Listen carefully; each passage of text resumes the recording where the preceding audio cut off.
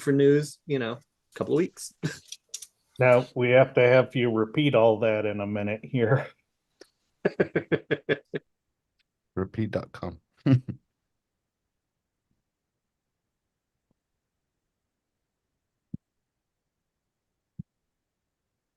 Hello, everyone. Welcome to another episode of SEO Fight Club. 1 second while I try to get YouTube to share the chat box. It's playing that game again.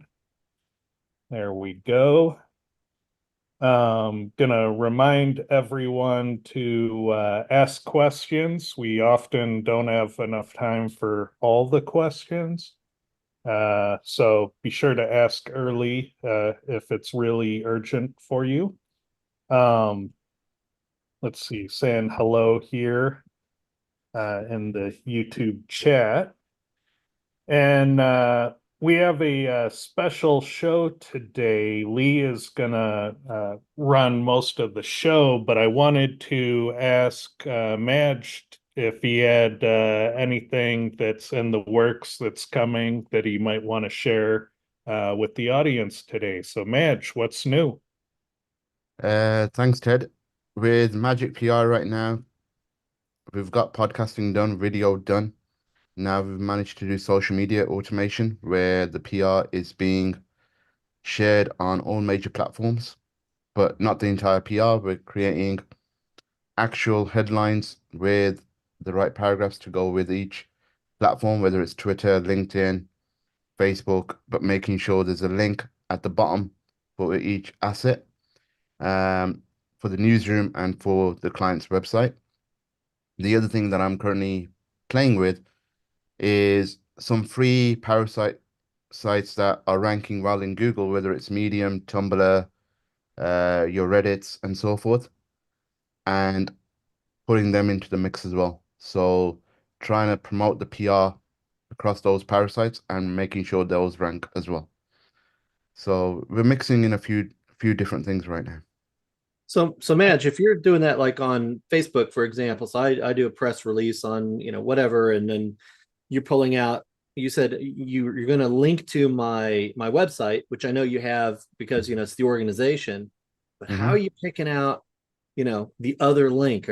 How are you finding that other link? Are you picking the paragraph based on the paragraph that has a backlink in it? No, so we're using the power of AI, allowing us to make sure it. So I use a tool called make.com, which allows us to automate a lot.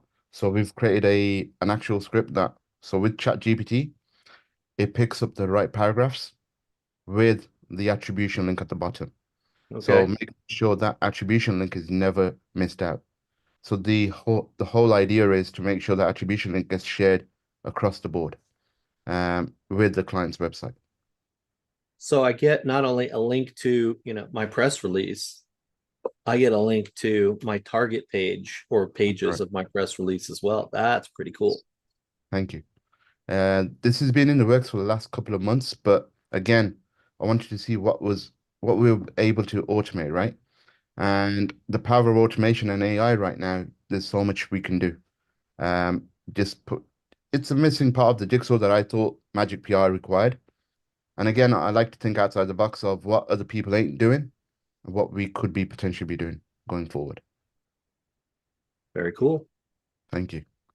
Awesome. And I know that there's a number of people that want a status update. I've had my back surgery. I'm recovering currently. So I'm very thankful to be on the healing side of all of that.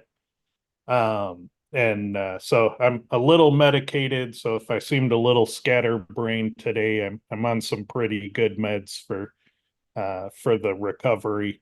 But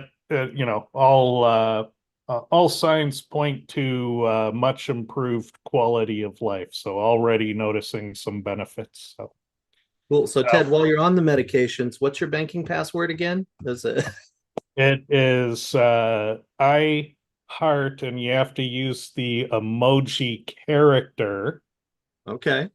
Lee Witcher. Nice. I knew it. I hadn't tried that one. All right, I'll let you take it away, Lee. Well, let's see. If I can Oh, share. one last update too, while you're sharing things. Yeah. I don't have my slide yet for SEO rock stars coming this fall. I am speaking again, so I'm getting back into the speaking circuit, and my first conference will be SEO rock stars, where I am going to show the results of hundreds of my tests that I've done in the last year. I'm going to talk about what's currently working in SEO and all the little nuances of how things work based on what we learned from all this testing. And so, and that's just my talk. And if you've ever seen me at a conference, I like to justify the entire value of going from my talk alone so that everything else you see there is just a bonus. And so I think my talk this year is going to be one of my best ever. So I hope you come and join. And if you can't, don't feel bad. Conferences are a little expensive with the travel and the hotel room and stuff. So, but if you need more expenses, which a lot of small businesses need more expenses for their tax write-offs, there's literally no better expense to get than these conferences where you can network, you can learn new things, you're investing in yourself, you're getting consults on problems you're having trouble with. It's one of the best things you can do. So I just wanted to mention that. Back to you, Lee.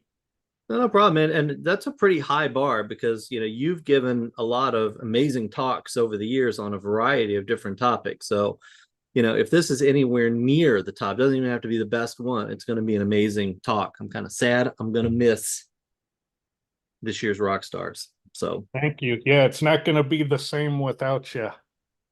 it'll be better. It'll be better. The conversation at the bar. Anyway.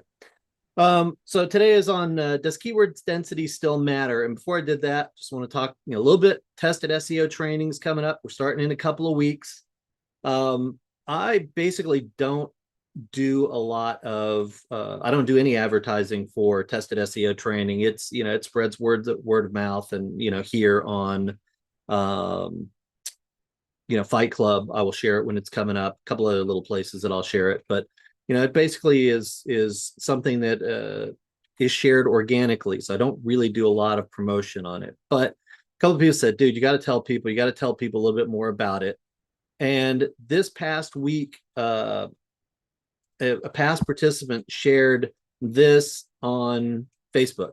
Now, it's based on a conversation that we'd started months ago where I was asking about, how your results coming and things like that. And they just gave me an update. So that was the update that they posted on Facebook. Some of y'all may have seen it. So the last time we spoke, you asked me if I got value out of doing your training. And I said, of course. But I want to give you an update. Since doing your first step, the audit with Bing last September, I've recovered over $300,000 in lost revenue thus far. Boom. Now, this is the point at which the FTC has me do this. Your mileage may vary, results not typical, blah, blah, blah, blah, blah, all that kind of stuff. But we do get a lot of great case studies from people coming through the training. There's a lot of foundational stuff. And our goal is to get you a strong ROI as quickly as possible, not only to make your money back, but to make money on top of that. So, if you're at all interested, go look at the case studies that are on the site, reach out, talk to me. You can reach out to me on Skype. If you can find me on Facebook, you could reach out, on Messenger as well, although I'm not on that platform nearly as much. But got a lot of great case studies. Love to help people out. And I'll tell you, it works better if you're making money with SEO. So if you have an agency and you're making, thousands of dollars a month, we can help you escalate that up. If you're small and you only have a couple of sites or things like that, this may not be the platform for you. So anyway, just wanted to share that. So the discussion of keyword density came out of a few things. One, we had a lot of changes the past 3 years, a lot of stuff dealing with entities and the growth and the importance of it. A lot of people talking about that in terms of, patents and other things and, semantic SEO and all these things. And of course, we have a lot of AI assisted, tools now where we use a lot of it to do our SEO. It looks very different. The work that we do day to day now, the workflow looks different than it did 3 years ago. But as things change, I start to hear this stuff. It's a new world. And one of the things that just history teaches you, and people says it's a brand new world, or this time it's different. A lot of times it isn't. So, but it sounds like this. People will say, you no longer need to focus on keywords. That's so old school. That's so, it's different now. Google is too smart for, keyword stuffing and those sort of tactics. And you see it, and you see it all over the place. And, you just don't understand this, that, of the patents. And, keywords basically dead. So I said, well, let's go grab some data. Let's see how much different it is over time. And so that was the basis of today. So what I did, those of you that have been longtime followers of SEO Fight Club will see from time to time, if I do research, show some of the research, I have 40 keywords that I use, and I'll share those with you in a minute. And they're designed to be, local, national, informational, transactional, high competition, low competition. This basket is sort of generally representing the SERPs. And then I pull core data for each keyword, and I throw out any obviously errant data. If the word count fails to show, or sites are blocking crawl and not returning data, we get rid of those, and then we pull data from them. So I had these reports done in September 2021. And I ran them in May because I thought after that last update, let's see what's different, now to the last time. But I just didn't have time to get around to it until recently. So we're going to compare May 2024 to September 2021. So a little over 2.5 years. I love that. That's a good time frame for fundamental changes in search.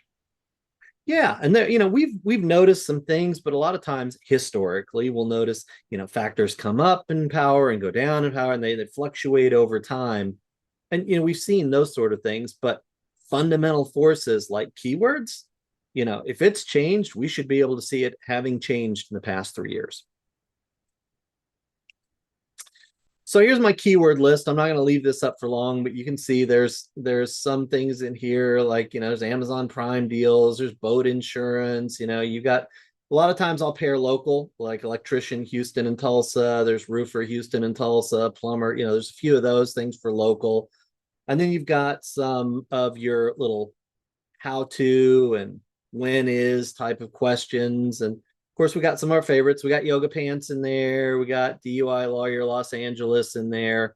A few SEO keywords in there. So, and we also have some things like mesothelioma and mold removal costs, along with easier stuff like how to draw and workout motivation music. So there's a nice basket of terms here.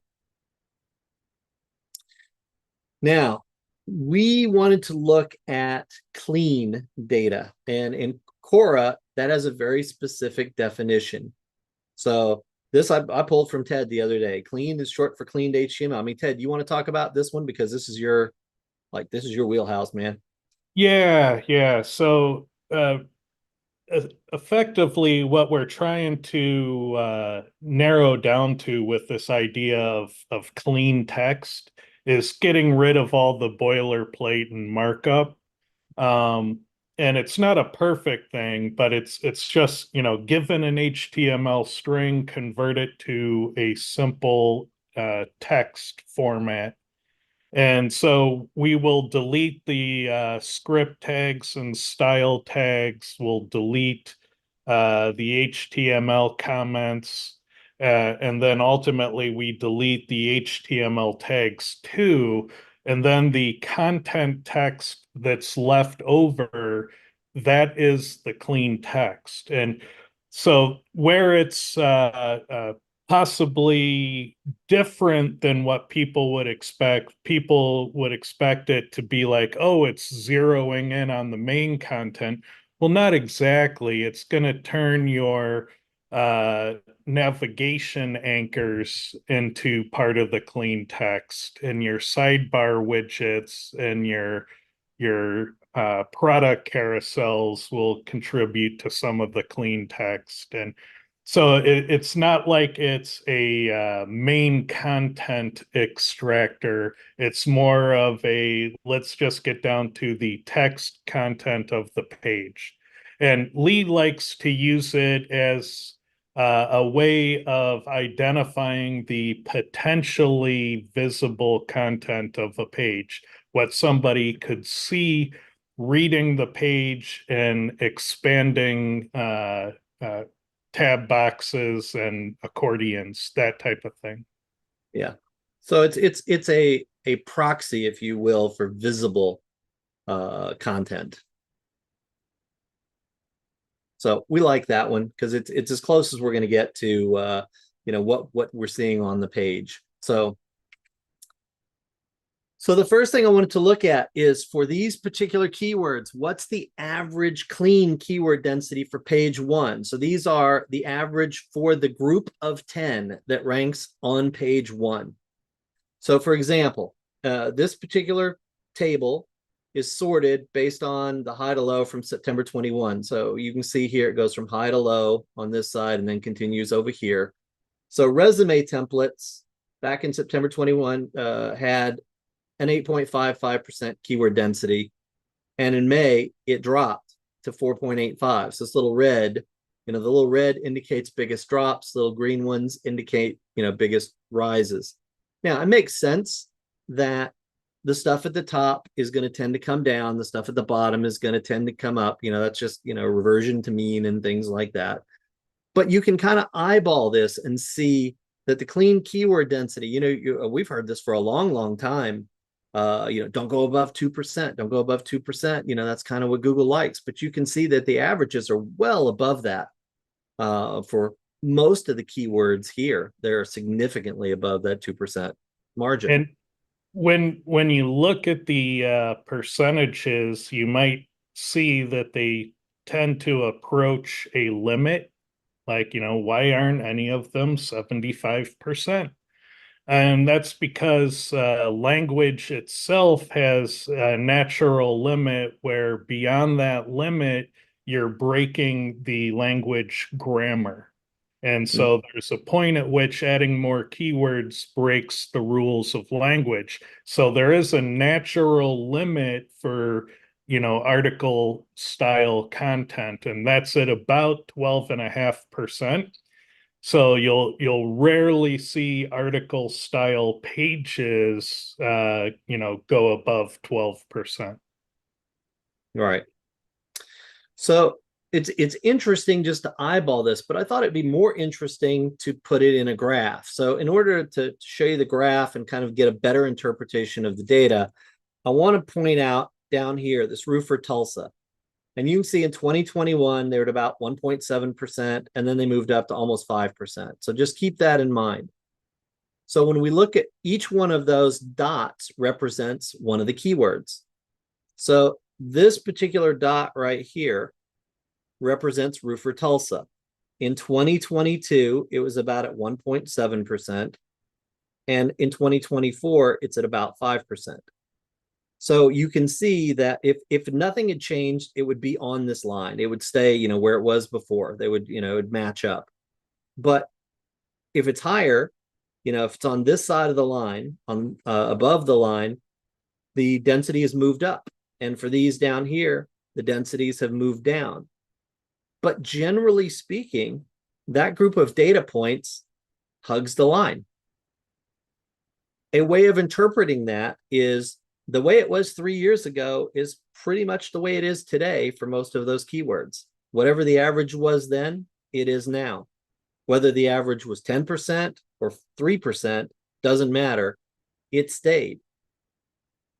And I found that interesting because the first thing that you would think looking at data like this is if keywords didn't matter anymore, or if Google started discounting keywords, you would see those numbers coming down. You would see everything below the line. Keyword densities are moving down because that's what Google prefers, because that shit doesn't work anymore. But we're looking at page 1 numbers, so we know that this works. So keyword density hasn't really changed in our basket of keywords. over 3 years' time. Anybody have any other thoughts on Well, this? that's a short episode. We have other data. Oh, We have Hey, other Lee, data. Yeah. quick question for you, Lee. When you talk about keyword density, are you referring to the exact match keyword or related terms? And what's the methodology? If you have related terms, what's your methodology? All right. So, Mr. Kubaitis, this comes from your clean density on the keyword tab of Quora. So, yeah. we would. So, go ahead.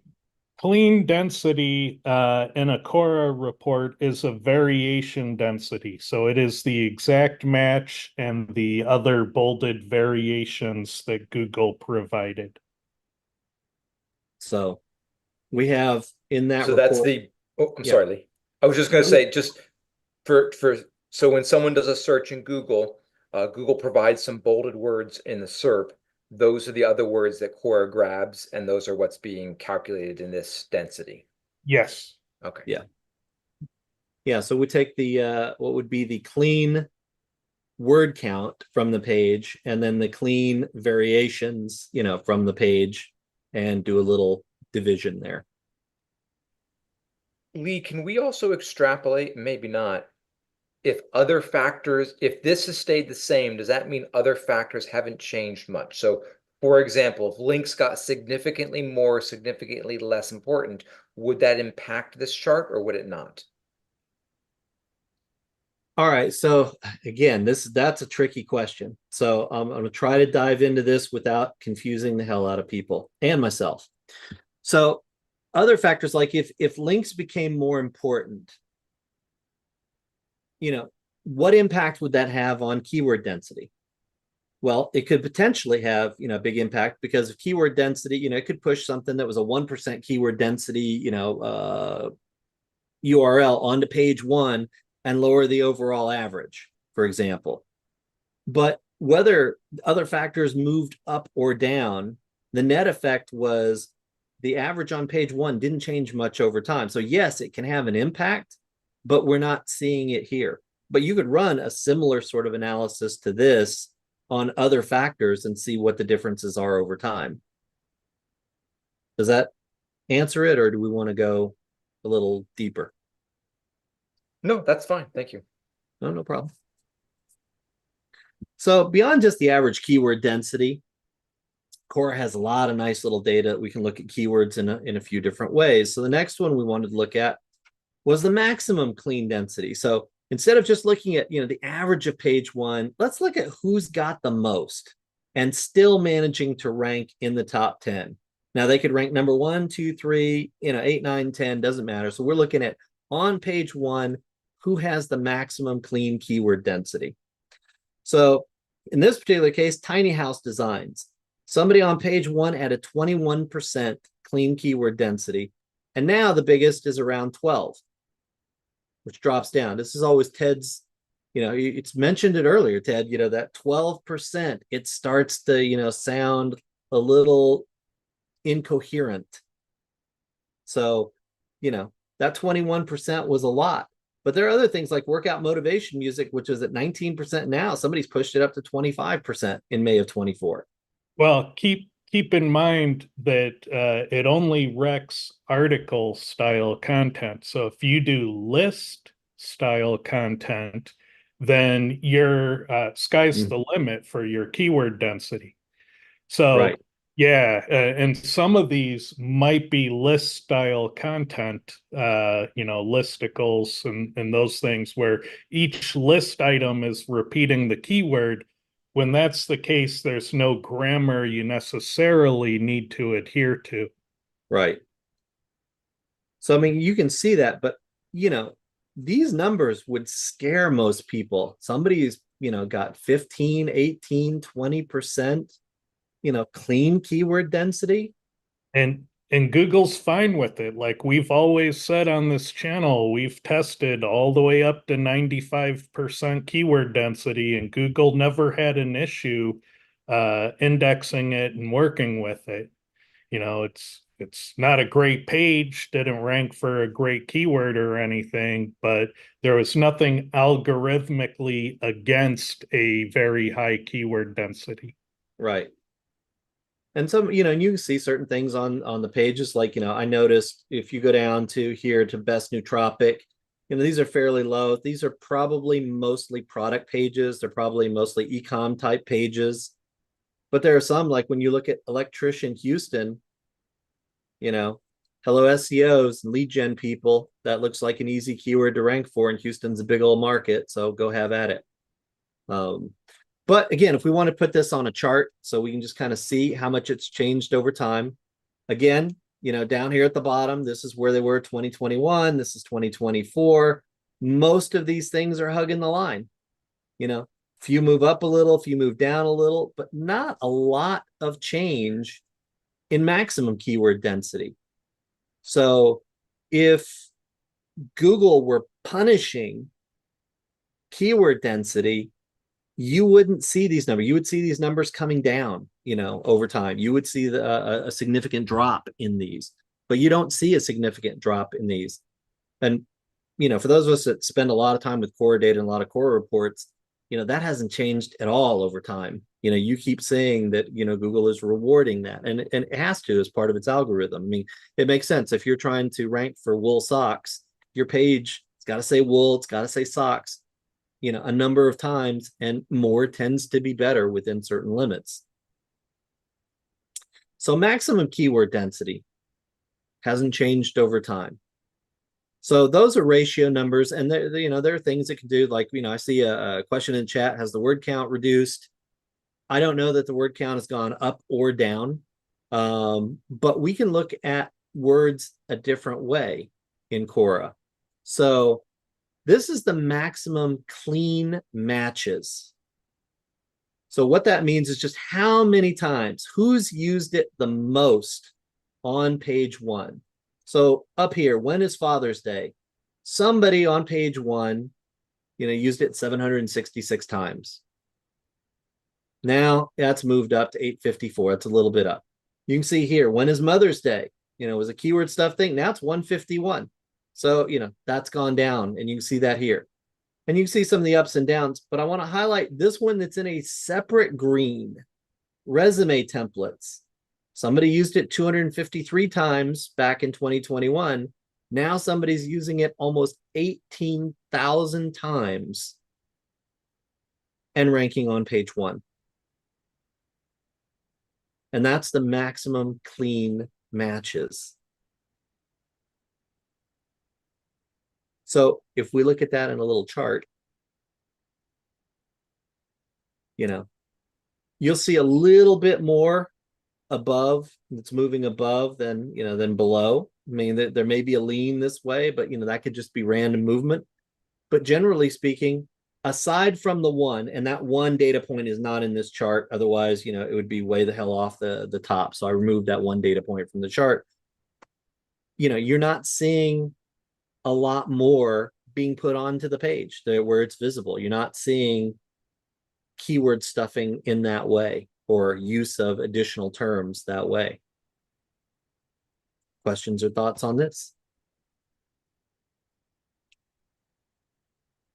It's a very interesting outlier, because we find outliers like that from time to time. Yes. And we find them, and when we do, we kind of study them and we check back on them over time. They become a different type of test. They become a canary in the coal mine, because if Google ever does make fundamental change, then those outlandish outliers ought to be the first to move. And while they're not moving, while they rank page one, they're telling us everything is still the same. The canary is alive and well in this particular coal mine. And so when I see those, and tools say, hey, you should consider adding 200 more relevant keywords to your page. And then people get up in arms. Oh, that's web spam. That's horrible. Google's smarter than that. But then, we look at what's currently ranking and we simply say, well, we don't make this game. We don't make the rules. This is a game that Google has crafted, and Google is okay with tens of thousands in this area on page 1. Right.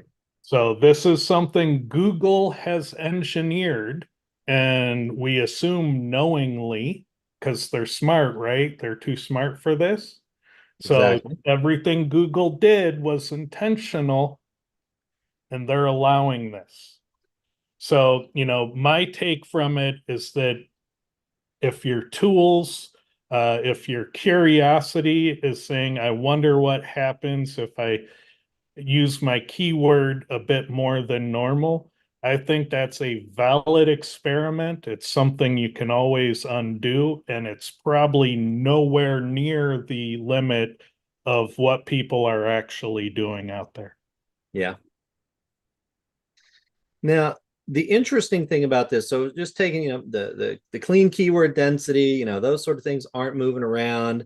The use of clean matches on the page, because clean is interesting because it hasn't really changed all that much. So, the structure of pages, visible pages, has not really changed a lot in the past 3 years, in spite of all the changes we make in workflows and all the cool and clever things that we do or we think we're doing.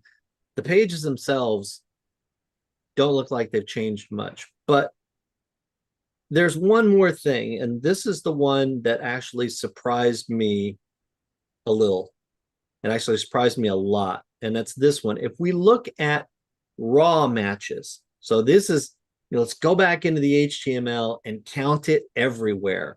We're going to count it in CSS. We're going to count it in scripts and schema and, image names and, all of the particular things that have been cleaned out before. So we're looking under the hood now. This is what we see. So we've known for a long time that raw matches are a lot higher than clean matches. I mean, it goes back to, one of my favorite, Ted walking through the SERPs, and, if longtime viewers have seen him pull up games, and you look at games, some of those sites that are ranking on page 1, those top ones, they'll use 3, 4, 5, one time it was 8,000 times, the word games in the HTML. And you can see that here. I mean, workout motivation music, 3 years ago was at 6,000. Now it's almost 13,000 uses under the page. In fact, everything has pretty much gone up. And resume templates, we found one that used it 98,000 times in the HTML. And they're still on page 1. 1,000 times. Now, it was what, 2-3 years ago, Ted, you had mentioned that in the shared data, you could see that there were a handful of keywords out there that used, the variations 100,000 plus times in the HTML. It's like, God, we'd love to see one of those. Well, we found one. It's close. And we started diving into this one a little bit, and we'll probably do a show about that one, or at least a set of slides about that one. But if you notice this data, and if we put it on a graph, minus the resume templates one, because that would just, that one is so far above everything else, it would flatten the graph out. This is what it looks like. So what's happened over the past 3 years is that SEOs have caught on to the fact that you can use your keyword in a variety of zones underneath the page in the HTML and move your rankings upward. And that has shifted hard. There are more SEOs now that are doing that and ranking on page 1. So we knew that this was happening, and this is something that we've been using for a long time. This is one of the things that just one of the things we show in tested SEO training. It's that there's the under the page is a little bit different and treated a little bit differently than the visible content. But seeing how far this has shifted, it's almost every keyword has shifted significantly up from where it was before. And I would expect that it's going to continue to do that over time, because more and more SEOs are catching on that you can do things in the HTML that positively impact your rank results, and it might appear spammy. Because if I go back, if you look at these numbers, these are hundreds and thousands of variation mentions in the HTML. And if we go back a couple, the clean ones, are a lot lower. These numbers are a lot lower than the raw. So people are putting those raw terms a lot more times in their HTML, and we can see that. Yeah, and my suspicion, but I haven't actually looked, so I don't actually know. But my suspicion is the growing adoption of schema markup, and in particular verbose schema markup, is fueling some of this, because that would be in the raw matches. There's also some old school tricks that probably still have some merit, like in WordPress, renaming your assets folder to have a keyword in it will get you a lot of raw matches as well. So we know that some of what we're seeing is things like that. Then there are things that have tested out of being index zones. Those would be things like keywords and class names, and keywords and JavaScript variable names, and keywords and HTML comments. But really, all we technically know on those is those zones by themselves won't index a keyword to make a page findable. You have to have the keyword somewhere else that is indexable for those keywords to become findable. But what we don't know is if those no index zones can boost. Right. And so we do have some precedent of a zone or two that's no index that does boost, and there might be more. So it's an area where more research is needed, because there can be things that won't make your page findable, but will boost your relevancy, will boost your density. Exactly. And so those things, they're going to take a more nuanced type of testing to figure out. Right. So let's do this real quick. So a couple of takeaways from all of this. One, the obvious, those ranking on page one are increasingly stuffing their keywords throughout the HTML zones that are not visible to a human site visitor. That's a trend that we see, and it's working. So which parts of it are working? We leave that up to testers and other folks that know. Second thing is keyword density in the content hasn't changed much in the last 3 years. So yeah, it's still a strong ranking factor. We know that from testing. We know that from, live manipulation of SERPs and things like that. And it's not going anywhere. You can't get away from keywords. If somebody's searching for cats, the page has got to have cats, somewhere on it, generally multiple times. And something that we talk about a lot, and I love Charles brings this up from time to time on his slides. Analysis, testing, and looking at those outliers in the SERPs are great ways of identifying SEO strategies that are working, and not a lot of that's done. So when I found like this one site that had the 98,000, I was like, holy hell, I'm gonna have to dive into that. And I gave it to some other people to examine those particular things. So, data drives a lot of this stuff, and a lot of the things that are out there right now, like keywords don't matter. It's crap. And I hear it, increasingly about the sophistication, but rarely is it ever come with data. So that's what I love about this. We do it with data and testing. Yeah, we have a question. Where in the Cora report is the SEO zone in the HTML? You'll find them in the tag names. It's or in the factor names. It's the HTML tag being referenced. So if it's variations and bold tags, then bold tags would be the zone, versus say variations and div tags, where div tags would be the zone. Yeah. And it could be in a bold tag, in a div tag. So Yeah, and there's not a specific Cora report for which zones will index and which won't. But if you come to SEO Rockstars this year, I'm gonna have a special treat for you. No additional cost on that front. beautiful. So do we see any other questions in the YouTube chats related to this? I'm sure there are. Let me pull that up. Let's see. It looks like they're mostly going into normal questions. Okay. So, oh, here's one, Derek Booth at the bottom.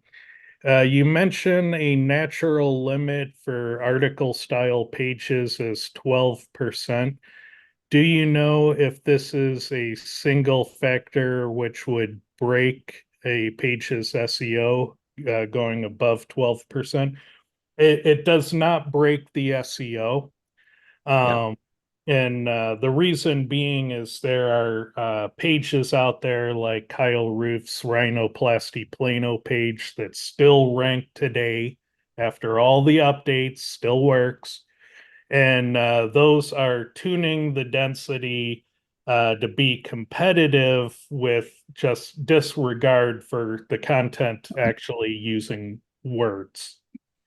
So keep in mind that yeah, we saw no punitive effects of keyword density in testing in recent years, going all the way up to 95%.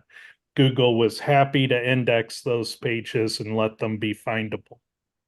Yeah. So it's not to say that that's a formula for guaranteed rankings. It's like Google just simply did not care about the keyword density for terms of inclusion. But it does affect CRO. It's kind of like the guy that's taking the Dale Carnegie training. It's like, hi Ted, how you doing today, Ted? Ted, I was thinking, because they've learned that you like to hear the sound of your own name, but not 56 times in a paragraph. So, that will impact conversion. But yeah. And Kyle Roof's Rhinoplasty Plano site ranks amazing, still ranking #1 today. But it's got the worst conversions ever. So keep that in mind too. yeah. All right, so let's see. And for going above 12%, Derek, I find that there's there's a philosophy that the best keyword density is 1% more than your competitors. And I kind of adhere to that. I haven't proven that completely, but it meets my standard of minimum viable SEO. So I know if I've got 1% more than my competitors have, then I'm good on that and I can focus on other things. But keep in mind that if your competitors are going nuts with it, you need to kind of change your strategy if you want it to be white hat and human readable. So then you would switch from being an article style content to being keyword rich list style content where your densities could get very high without needing a grammar. And also keep in mind that if you don't want to tune for keyword density twice, you tune for keyword density last, because everything else you're going to do in SEO is going to wreck your keyword density. So just make sure that density tuning is the last thing you do to a page. Right. Let's see. As a follow on with list style, This is especially for a shopping page. Yeah, category pages are like list style content. They behave the same way. And they don't have a grammar, and each product could mention the keyword. Therefore, the keyword density of a category page could get quite high. So Shopify, WooCommerce, yeah, you can compete with your category pages on density. And it also makes it really interesting. Like if you can tune a page by just adjusting a value, where if you have more of the value, you have more content, more density, more keywords, more entities. What an amazing knob, what an amazing dial to turn up. And so for an e-com site, that's going to be number of products per page. So if you take that category page from 15 products per page up to 100 products per page, it's a lot more keyword density, a lot more entities, a lot more content on an otherwise thin page. And sometimes that's all you need to do to compete with categories, is just turn up the number of products per page. On a product page, however, it's a little bit of a different game, but you're going to play the same game, list style content, but it's in your upselling carousels, your similar products, your best sellers carousel. Down at the bottom below the description, all the other things selling similar coffee mugs, that's list style content. And those will show like 4 or 5 products, but they can often paginate. They might have 50 hidden, and if you scroll through it, you can see all 50, but there's 50 on the page. You can change the number of products per carousel to play the keyword density game on a product page. So same game, different tactic. And yeah, it kind of is a more is better thing in that regard, to a point. So Google is a diversity ecosystem, so we want you to go wide in ranking signals before you go deep in any one signal. So just know that more is better until you're over investing in one thing and then you've gone too far. So always think about the levers you're not pulling, and those need your attention. All right, let's do some general questions. You ready, Lee? I am ready. All right. Hey guys, love the show. I'm curious, are reciprocal link exchanges okay if both sites are highly relevant to each other? Officially, according to Google, no, they're not. But I tend to think a link is a link, and you need a really good reason to say no to a link. So if it's not something that's obvious spam and gonna be a penalty zone, then I would probably go on the gray side of just pretend you don't know about it, but a link is a link. If it is a high like comment spam type of situation where it's all over the place topically, I'd be less inclined to get it. So I don't want to fall into a training set where my backlinks match comment spam. So you got to think about it in that sense. Any low quality link is probably okay as long as it's not a web spam training set link. And I know that's undefined still, but you can kind of get the idea. All the websites in the world that are high page rank, high authority websites are built upon averages. And those averages are for the average quality of a backlink on the internet. And that's quite low.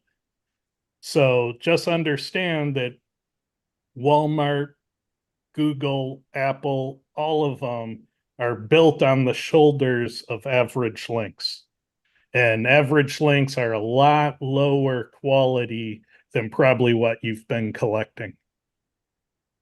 Thoughts, Lee? Yeah, I think with questions like that, I agree with what you said. I think the way that I like to think about things like that are Google is very good at identifying outliers. So when I think about a particular strategy, whatever it is, like reciprocal links, is some reciprocal links bad? No. But if all of your links, if you get thousands of them and they're all reciprocal, that's a footprint. And that's a footprint that is, unnatural, and Google could ignore. They tend not to penalize, they tend just to ignore. So basically all your links go away, all that link power goes away. Press releases are good. 20 press releases to the same page, not good. I like cloud links, but if I have 10,000 cloud links coming to my site and they're all, that's all I have is cloud links coming to the site, that's an unnatural thing, that Google can identify and ignore. So generally speaking, you can get away with almost anything on the naughty list as long as you stay, within reasonable thresholds. But too often people sit there and say, "Oh, I found these reciprocal links. They're working really well. I'll do 100. Oh, it's great. I'll do 500. That worked even better. I'll do 5,000. Oh shit, my site dropped." It's that kind of stuff that we see, with these sort of things. So think about whatever strategies you're using. Like, I love having 100,000 links to my site. I just don't want them all to arrive on the same day. That's a viral event, and for those 100,000 links to be reasonable, it's got to be accompanied by millions of traffic visitors in that same time frame. Otherwise, nobody's going to share that that many times. So just think of it in terms of outliers, and that helps set those thresholds for how far you can take any particular tactic. All right. Here's one for Madge. It says, I work with a UK comedy club that's going to be running a back to school promo in September. How should I go set up a press release for this? Okay, they don't need to set up the press release. We can do that for them. As long as, so it's a good headline because it's announcing back to school promotion. If the client or the comedy club has a specific page that they're targeting, then we can get that information and get one of our writers to compile the PR, and then we send it to you for approval. You or either the client can approve it. Once it's been approved, then we submit it and publish it for you. If you would like to write the press release on behalf of the client, then obviously our editorial team will double check it to make sure it's all good, and then give you the approval and then submit it that way. But having a promotional page, or if you've never done a PR for this client, you either target the brand or you target that specific page. Yeah, doesn't it sound like a classic newsworthy item? It's like we're announcing the special, it's event, type of driven. That's classic press release territory. It is, yeah, and it's the safest and the best way of doing it. Announcing, launching, those words from an editorial point of view, they really like that. And they get approved 90% of the times. And yeah, that is the best way of going around appeal. Cool. All right. We have one that says, Dear experts, sometimes I see that no matter what I do, the page does not move. I did everything possible, checked everything imaginable. It just does not work. Shall I try to change the page? And he puts URL in parentheses. Now, we have an episode dedicated to things you can do when SEO isn't working. So I would recommend watching that because there were a lot of good ideas in that episode. But usually, like if you're, number 34 and you think you've tried everything, I think by definition of a stack ranking, you haven't tried everything. So There are the things you're aware of and the things you're not. So in some way, you're incomplete compared to your higher ranking competitors. And so we would need to get data on how you're incomplete. And there are some things we know and can measure with tools like Cora. And then there are probably some things we don't even know about that you'd have to be a Google engineer to know. So even the experts won't necessarily know everything. But oftentimes what I would do is I would create a contest. One way to create a contest is to make multiple inner pages targeting the same keyword and try very different strategies on each page. And that way you can kind of see what works and how well it works, and you can keep evolving the contest until you figure out what it is you're missing. Lee, I know you have a number of ideas. Yeah, I mean, generally speaking, when I find, we'll try on page, it isn't working. We try off page, it isn't working. We try everything we can think of, it isn't working. Generally speaking, that's an indicator there's a technical issue somewhere. And, it's not the page, it's, you're anchored down for some other reason, Google's not able to adequately crawl or, assess or something along those lines. So that's the avenue that I would go down before anything else. And, when I see, if I make changes to the content of a page or something like that, and I'm expecting to see movement, and I get no movement up or down, I'm like, crap, we've got a technical issue somewhere. And then you go find it and fix it. And you find that all the SEO that you did will work again. So. Yeah, that's a very good point, because oftentimes SEOs will rush into trying to rank a page, but not check for technical SEO issues. And when that happens, those technical issues, they block your ability to rank. And so no matter what you do, you're not going to succeed until that technical issue is fixed. And I'll warn you right now, the work you need to do to fix a technical SEO issue is different work than you're going to do to rank the page. It's like having a bonus project that must be done first. So if you rush into ranking all the time and you never look for those technical issues, that's how you can get in situations like that quite easily. Right. Um, And we had one not too long, just as an example, I had one not too long ago. We've talked about it a couple of times on the show. I had a colleague that reached out and said, you know what, I've got this local site. So it's not a big site.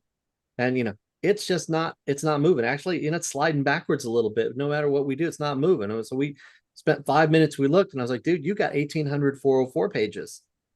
And like on a local site, you had 1,800 404 pages. As soon as he cleaned that stuff up, everything, just moved. So, sometimes the unrelated or seemingly unrelated or unseen thing is the thing that, stops you. I would agree 100% with that, Lee. So one of the things I've run across with in-house is I'll get some stakeholder, some page owner will come to me and say, our page isn't ranking. Or sometimes Google doesn't like us and they're not ranking this page. And I'll always take a step back and all right, there's like a 4-pillar approach I always take: technical, content, authority, meaning links, and then user metrics. And that's how I always approach in that order. Just recently I had a client came to me and said, Google likes the competitor more than likes us. I got suckered in to looking at the on-page optimization first. And then we backed off just a little bit after a month, and I looked in their GSC. And had I looked in the GSC initially, I would have saw they're getting a whole bunch of 403 errors. Somebody is rate limiting Google. I could have saved everybody a lot of hassle. Making changes to pages before we realize, wait a minute, Google can't even see these pages. That's pages. That might be part of the problem. Yeah, that's true. It's one of the things that shifted a while back. Was every so often we have somebody coming through the training and they'd reach out to me, like week 5, 6, and say, hey, we're not moving. And I was like, why are you not moving, man? You've done this, isn't it? You should be killing it by now. And then so we had to go in and figure out, okay, if something's not working, why? And invariably we could identify, a handful of technical issues that tended to cover most of the stuff. And some of it was like, hey, can Google actually crawl your page? You go and put that URL in Search Console and say, inspect it, and it says can inspect it. You're blocking me with, robots.txt or something like that, or HTX is blocking me. It's like, okay, well, there's your damn problem. They can't get to the page, whatever, and you see no index. Oh, we can't even get in the top 100. Well, you got a no index tag. You're not going to get anywhere with that. It's stupid stuff that we do that stops us a lot of times. So I like your 4-pillar approach. Yep, me too. Let's see. Another one for Madge. I've heard that map embeds and press releases can help. Have you seen that? And if so, can your press releases do that? Yes, we can embed an iframe in the Google map for every local client that provides one, or we can find it for you. Does it help by adding in an iframe from a citation point of view? Yes.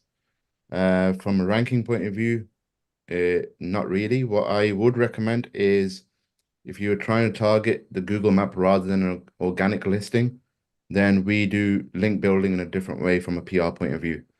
We target the Google map, but with a GMB URL that's slightly different than so it has the location, the keyword, and the longitude and latitude for that Google map for it to move the needle.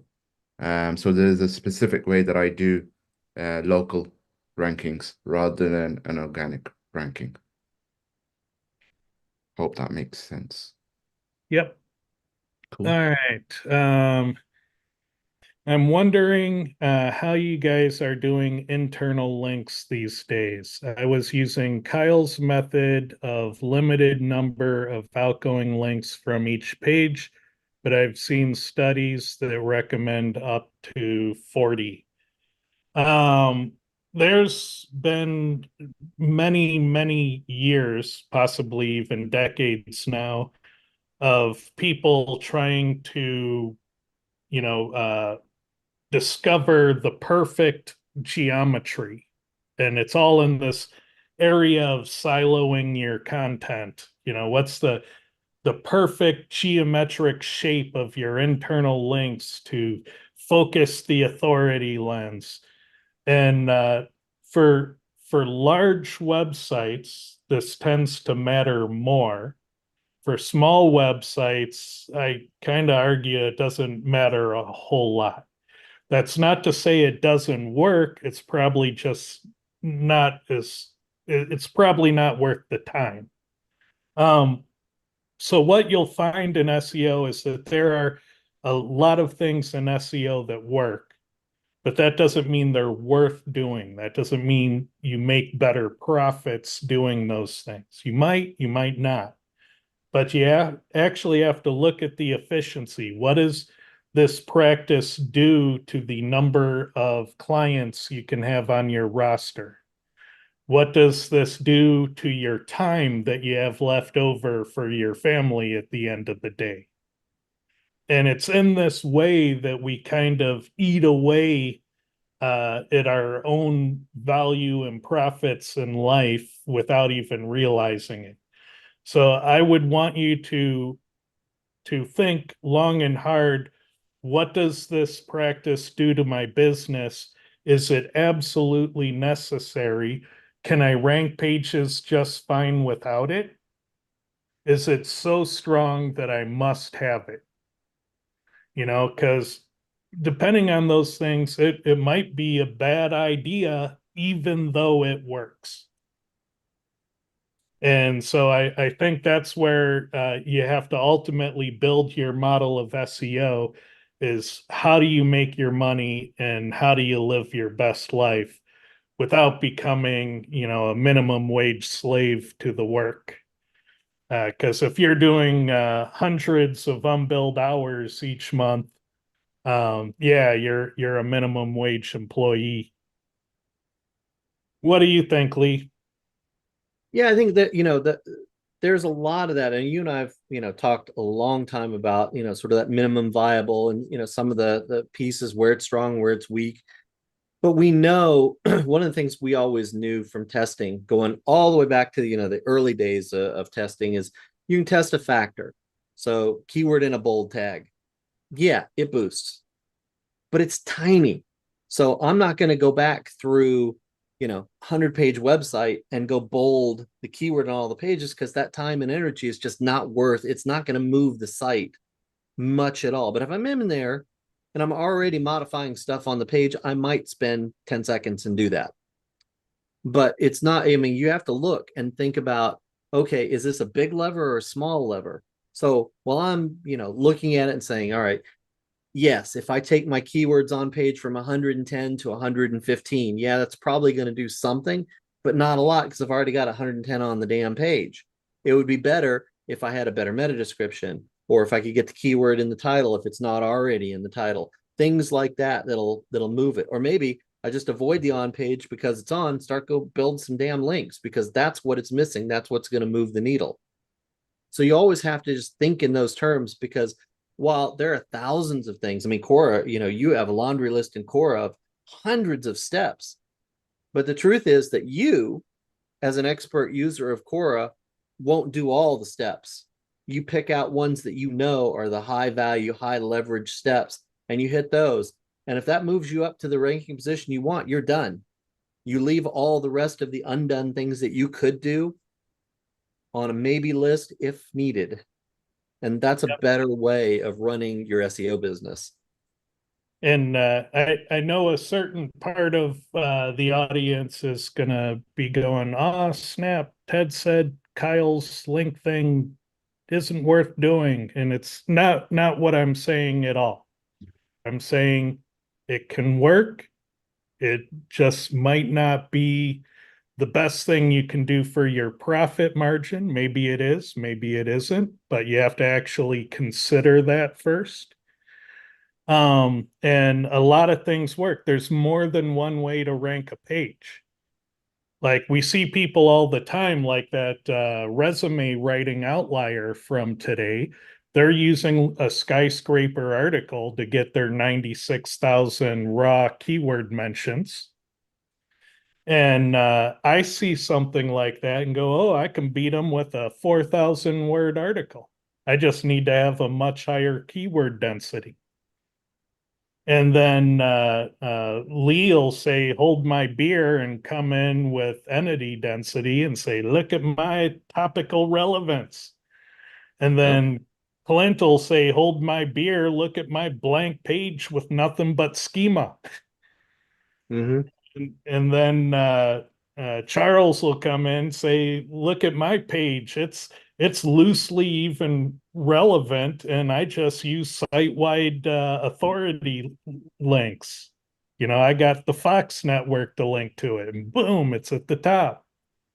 There's more than one way to rank a page. So, and that's not a diss on anybody's method. It should be liberating freedom for you to look at a situation and look at the paths you have and to pick the one that's best for your profit or best for your work-life balance. You should be looking at the data and making strategy. Yeah, I just peeked over at the data. That one resume site that we had, it ranks number 8, or did rank number 8. I don't know where it ranks today because I just have the report from May. But there were 2 sites that ranked ahead of it that had less than 1,000 words. So again, there's more. You don't need necessarily the skyscraper. I mean, other people found a way to do it with 1,000 words and some other factors. So can you rank with Kyle's internal linking strategy? Probably.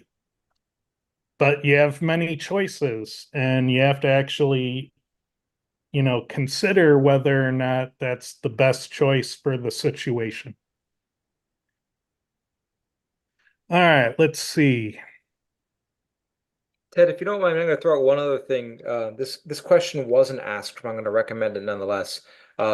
If you're doing work with clients, you should be tracking the amount of time you spend on each client. So that number one, you know you're not overspending time, and you're also not cheating them. You want to make sure you give them the time you're supposed to give them. I would also recommend you do the same thing for all your personal projects. If you've got personal websites or something you're working on, track your time. Find out, like you said earlier, are you a minimum wage employee or are you actually building something better? I started doing it myself, and I was a little surprised how much and how little time I was spending on certain things. Yep. That's very true. And when you do that, you'll understand the costs of your decisions much better, because you'll have somebody say, "Hey, can you take on my business?" But all of a sudden, uh, you're looking at your 4 current clients going, "Hey, if I add a fifth, those guys are going to lose about 20%. Can I deliver for them, delivering 20% less just to make another client's income?" That you have to track it to be aware of what you're doing. It's easy to say yes to money, but it's hard to realize the consequences of it. I'll take it one step further because it's helpful, and we do this in testing. So there are people that have, oh, this is something we do with every client, and it takes about 2 hours. I'm like, okay, so let's just do this for the next few new clients that you get. Just do that 2 hour process, and let it sit for a couple of weeks and see what the movement is, and then report back. Oh, it moved them from 37 to 35.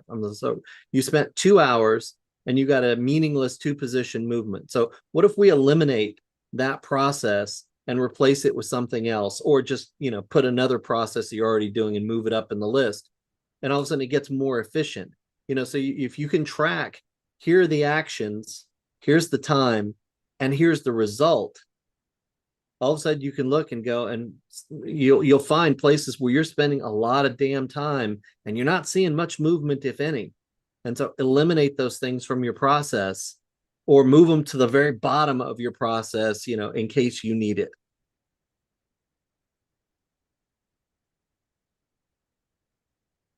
Let's see. Emily asks, when I search B2B SaaS marketing services, the SERP top 10 results are completely unrelated to services. That's because Google is not the best search engine, probably hasn't been for quite some time. It's related to SaaS marketing agencies. Yeah, this is the part of Google's system that tries to understand the intent of your search query, and it's delivering results based on the perceived intent, and Google got it wrong. So, that's gonna, it probably has to do with the fact that Google probably sees marketing services and marketing agency is probably synonymous. And that's probably Service is ambiguous there. Yeah. But it is a failing in Google search to meet the intent of the search you tried to do. And that will happen from time to time. Let's see. We know that exact match domains are more prone to over optimization. Do we know that? I don't know that we know that. Does Is it also applicable for inner URLs that have exact match keywords? No, because every online store ever has exact match anchors for their category navigation. And that would be a silly thing for Google to punish. So for the internal stuff, I don't have a lot of worry about it. It's very common. In fact, it is quite possibly the most common practice in SEO. Let's see. I can tell you, if I want to rank something, I'll put an exact match link in my footer and it ranks. It ranks pretty well almost immediately. So Yeah, that Henry? was my favorite enterprise game too. Yeah, it's hundreds of thousands of links with the exact same URL. The only thing I'd like to try now is I'm trying to see if I can figure out how to get different anchor text for different page templates to see if I mix up the internal anchor text, will I get more of a boost? Will I get more benefit? Because I suspect I have diminishing returns. After 10,000 internal links, you're not getting any more value, 10,001, 10,002. But if I change up the internal anchor text, will I get more value? I don't know the answer to that. I'm trying to get some technical things taken care of here. And on the over optimization concept, thinking to the outlier Lee found in today's presentation for resume writers. You found a page that mentioned the keyword 96,000 times. All right. So if you use your keyword 2,000 times, are you over optimized? I mean, given that Google let a 96,000er be on page one. And how do you define over optimization given what Google allows? So 96,000 is fine, but 97,000, you better hold on. Google's going to get you. Yeah. So, at some point we have to start asking ourselves, is over optimization real? Is there actually a definition for on-page over optimization that can hurt you? There is over optimization in external anchors. That's the Penguin algorithm. So that would be the precedent for concern would be off-page SEO. But to my knowledge, there is no compelling evidence from all of the SEO testers that on-page over-optimization is real. Yeah. And just one little tidbit, because you mentioned the e-commerce and, sort of the category pages and things like that. I can tell you from doing a lot of WordPress, internal link audits, that the most common internal link in almost all WordPress installations is your title. So whatever your title is, that linking structure is you've got that as an anchor text all over your damn site. So it's just kind of endemic to the various platforms as to what sort of anchors you have in mass. Let's see. John Power asks, where are the best places to put keywords for keyword density in the HTML outside of content on the page? Yeah, keep in mind that this assumption that all your SEO goes in the main content, it's an untrue assumption.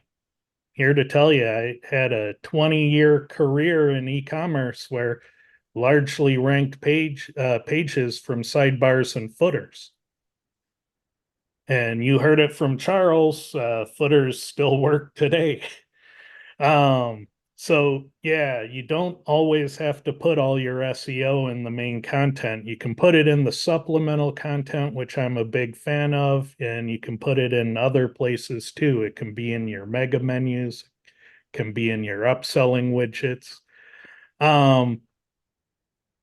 And for keyword density, I'd say the best trick is to lean in heavily to verbose and accurate and descriptive schema. Service schema, FAQ schema, any of the schemas with the description variables. Go very verbose, get very detailed about your content. That's a great place to put keyword density currently. But do know that Google changes the zoning laws from time to time, so it can change in the future. And I also bring back the one you mentioned earlier in the show is listicles. That's basically just, red widget, blue widget, green widget, that kind of stuff can help and not be odd seeing that on a page.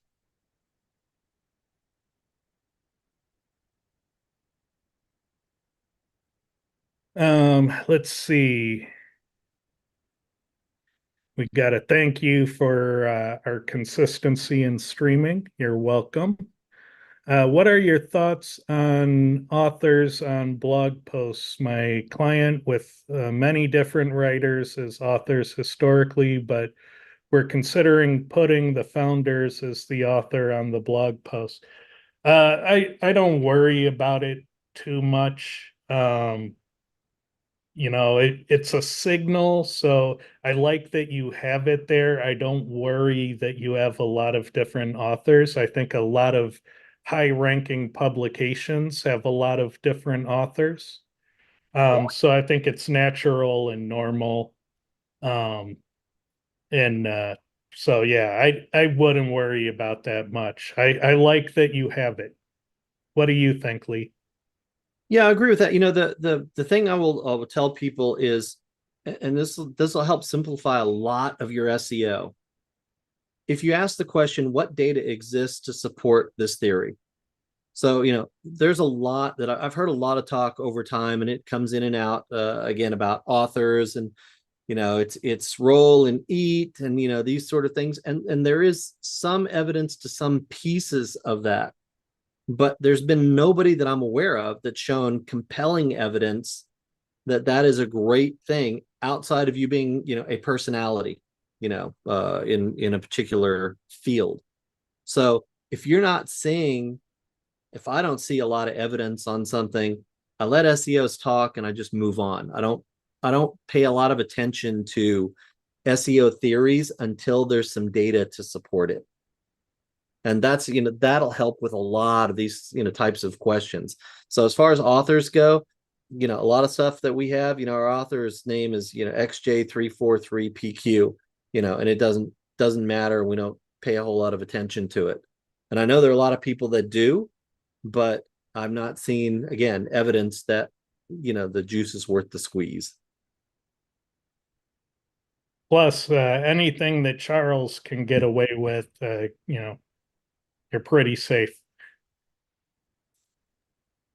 Let's see. We have lots of authors and they come and go. And we have links to authors that we don't have anymore and haven't had probably for years. So let's see. Can you go through how I do scientific SEO tests? We have a couple episodes on that topic, and it literally takes an episode. So I'm going to refer you to there, and then if you have questions, you can reach out to me on Skype. Oh, and you say you're having trouble getting pages indexed. Yes, I've found that you can't do just the gibberish. You need to have a critical mass of some topical relevance. So you got to either think more like the rhinoplasty plano, or you need a topic that isn't going to draw traffic and throw your results, but it needs to be a topic Google can understand.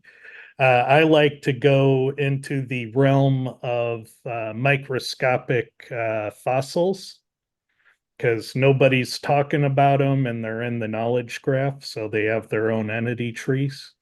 Alphidium is my go-to, but about ready to retire it because I've burned the Alphidium keyword space pretty well.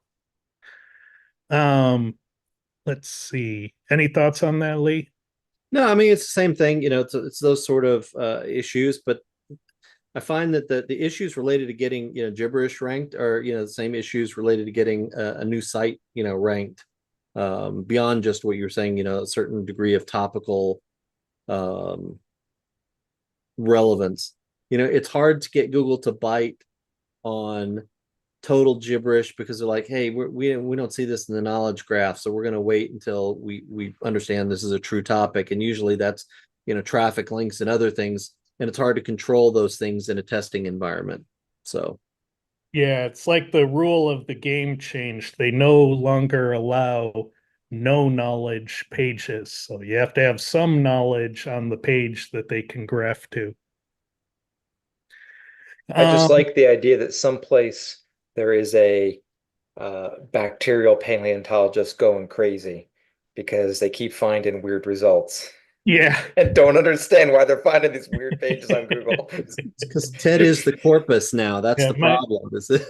my You're making SEO some test. poor PhD. She's ripping her hair out saying, "What's going on Google?" Yeah, my SEO tests are picking on oceanographers. Yeah. Um, They started it, so that's all I'm gonna say about that. yeah, they had it coming. Let's see. Do you ever recommend link disavows? No, I've never recommended them. I've used them twice in my career. They were occasions where scorched earth domains with Google were directed at my web servers, and the penalties did carry over. And so, yeah, I would redirect based on refer, and I would disavow the entire domain.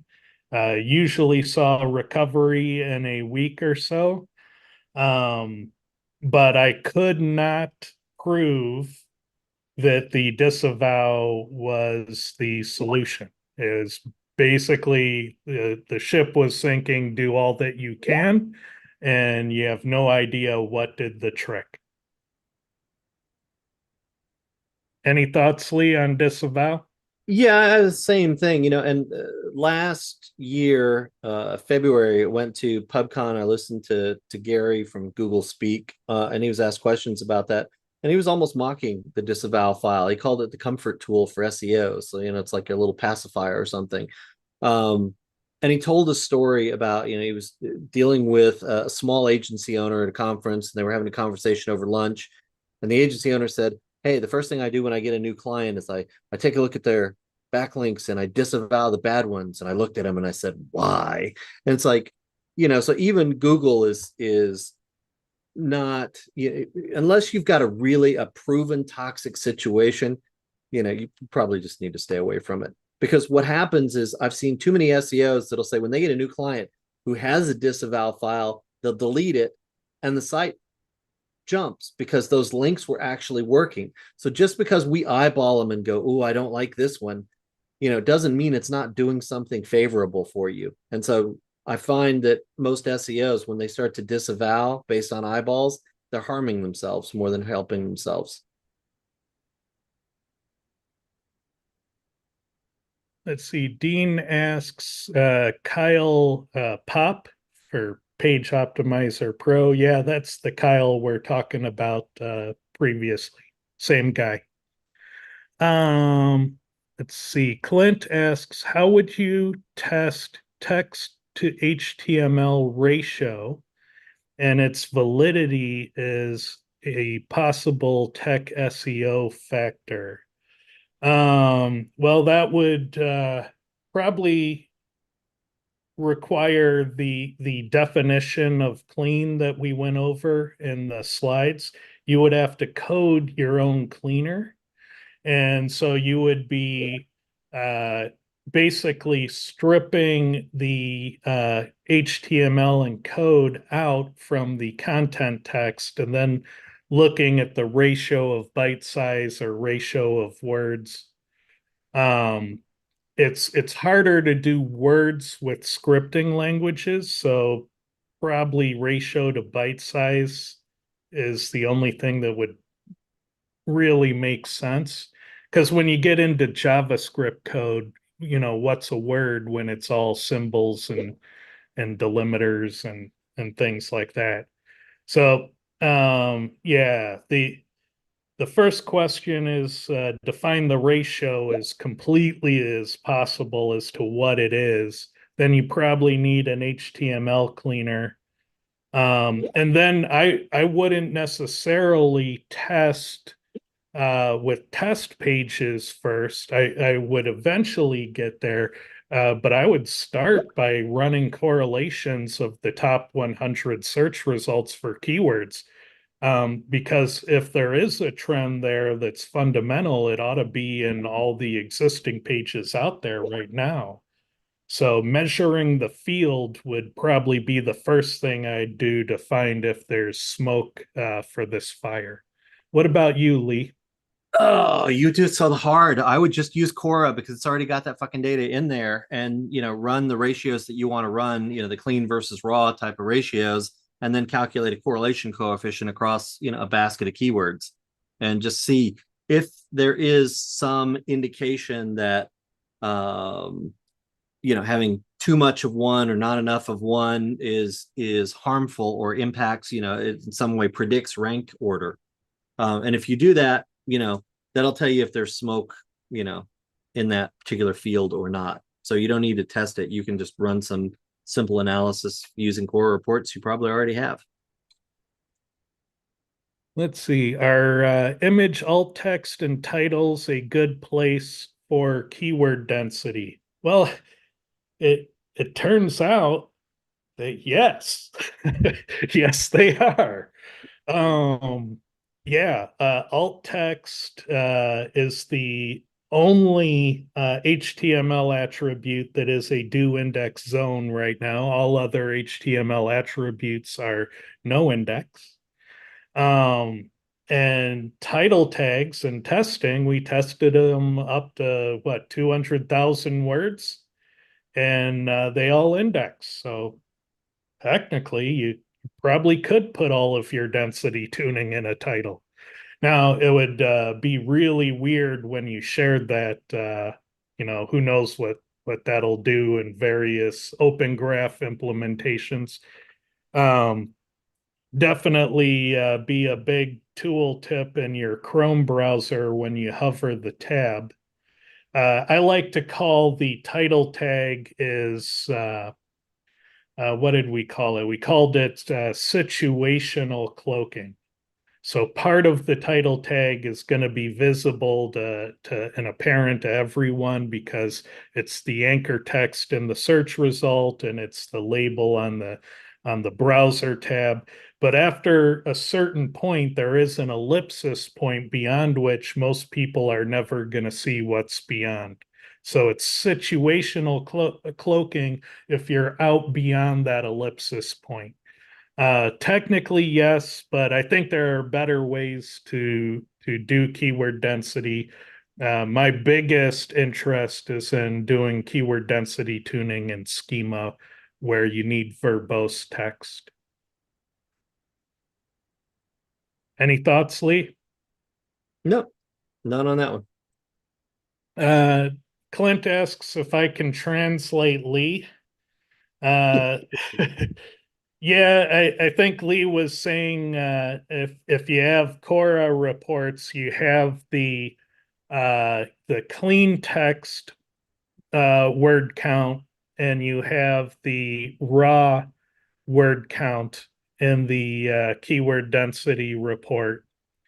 And Yeah. using those two, you could probably make the ratio that you're after without having to engineer anything. You could just use your archive of Cora reports, use the keyword density report in those two columns. And I'd be happy to help you with that if you need to know, where to look or it doesn't make sense. Yeah, just use that. Yeah, it's clean versus insert a column, do clean divided by raw, and then take that ratio and correlate that with rank position. And if it correlates significantly across multiple keywords, then you've got something there. You've discovered, a new factor. All right, and that's it. We're half hour over, but we got to all our questions. I think I was on top chat, not live chat. Let me switch, make sure didn't ignore somebody. Nope, looks like we got everyone.